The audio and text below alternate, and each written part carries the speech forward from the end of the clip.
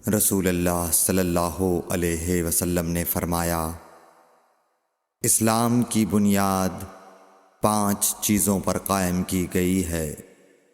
اول، گواہی دینا کہ اللہ کے سوا کوئی معبود نہیں اور بے شک حضرت محمد صلی اللہ علیہ وسلم اللہ کے سچے رسول ہیں، اور نماز قائم کرنا اور زکوٰۃ ادا کرنا اور حج کرنا اور رمضان کے روزے رکھنا۔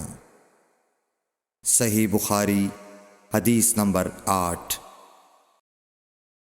نبی کریم صلی اللہ علیہ وآلہ وسلم نے فرمایا کہ ایمان کی 60 سے کچھ اوپر شاخیں ہیں، اور حیا شرم بھی ایمان کی ایک شاخ ہے۔ صحیح بخاری حدیث نمبر 9۔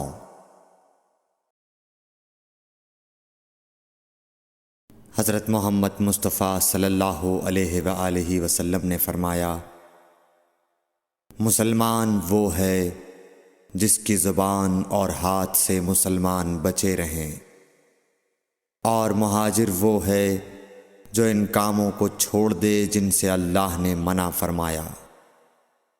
صحیح بخاری حدیث نمبر 10۔ لوگوں نے پوچھا، یا رسول اللہ، کون سا اسلام افضل ہے؟ تو نبی صلی اللہ علیہ وسلم نے فرمایا، وہ جس کے ماننے والے مسلمانوں کی زبان اور ہاتھ سے سارے مسلمان سلامتی میں رہیں۔ صحیح بخاری حدیث نمبر 11۔ ایک دن ایک آدمی نے حضرت صلی اللہ علیہ وسلم سے پوچھا کہ کون سا اسلام بہتر ہے؟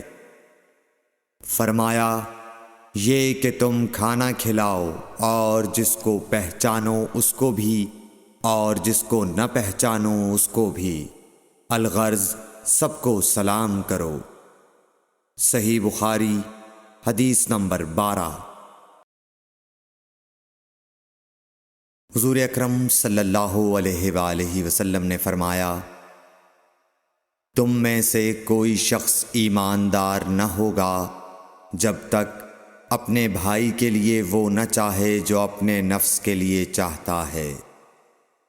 صحیح بخاری حدیث نمبر 13۔ رسول کریم صلی اللہ علیہ وسلم نے فرمایا، قسم ہے اس ذات کی جس کے ہاتھ میں میری جان ہے، تم میں سے کوئی بھی ایماندار نہ ہوگا جب تک میں اس کے والد اور اولاد سے بھی زیادہ اس کا محبوب نہ بن جاؤں۔ صحیح بخاری حدیث نمبر 14۔ حضرت صلی اللہ علیہ وسلم نے فرمایا، تم میں سے کوئی شخص ایماندار نہ ہوگا جب تک اس کے والد اور اس کی اولاد اور تمام لوگوں سے زیادہ اس کے دل میں میری محبت نہ ہو جائے۔ صحیح بخاری حدیث نمبر 15۔ نبی کریم صلی اللہ علیہ وآلہ وسلم نے فرمایا، 3 خصلتیں ایسی ہیں کہ جس میں یہ پیدا ہو جائیں اس نے ایمان کی مٹھاس کو پا لیا۔ اول یہ کہ اللہ اور اس کا رسول اس کے نزدیک سب سے زیادہ محبوب بن جائیں۔ دوسرے یہ کہ وہ کسی انسان سے محض اللہ کی رضا کے لیے محبت رکھے۔ تیسرے یہ کہ وہ کفر میں واپس لوٹنے کو ایسا برا جانے جیسا کہ آگ میں ڈالے جانے کو برا جانتا ہے۔ صحیح بخاری حدیث نمبر 16۔ حضور اکرم صلی اللہ علیہ وآلہ وسلم نے فرمایا، انصار سے محبت رکھنا ایمان کی نشانی ہے، اور انصار سے کینہ رکھنا نفاق کی نشانی ہے۔ صحیح بخاری حدیث نمبر 17۔ رسول اللہ صلی اللہ علیہ وسلم نے اس وقت جب آپ کے گرد صحابہ کی ایک جماعت بیٹھی ہوئی تھی فرمایا کہ مجھ سے بیعت کرو اس بات پر کہ اللہ کے ساتھ کسی کو شریک نہ کرو گے، چوری نہ کرو گے، زنا نہ کرو گے، اپنی اولاد کو قتل نہ کرو گے، اور ناعمدن کسی پر کوئی ناحق بہتان باندھو گے، اور کسی بھی اچھی بات میں اللہ کی نافرمانی نہ کرو گے۔ جو کوئی تم میں اس عہد کو پورا کرے گا تو اس کا ثواب اللہ کے ذمے ہے، اور جو کوئی ان بری باتوں میں سے کسی کا ارتکاب کرے اور اسے دنیا میں اسلامی قانون کے تحت سزا دے دی گئی تو یہ سزا اس کے گناہوں کے لیے بدلہ ہو جائے گی، اور جو کوئی ان میں سے کسی بات میں مبتلا ہو گیا اور اللہ نے اس کے گناہ کو چھپا لیا تو پھر اس کا معاملہ اللہ کے حوالے ہے، اگر چاہے معاف کرے اور اگر چاہے سزا دے دے۔ عبادہ کہتے ہیں کہ پھر ہم سب نے ان سب باتوں پر آپ صلی اللہ علیہ وسلم سے بیعت کر لی۔ صحیح بخاری حدیث نمبر 18۔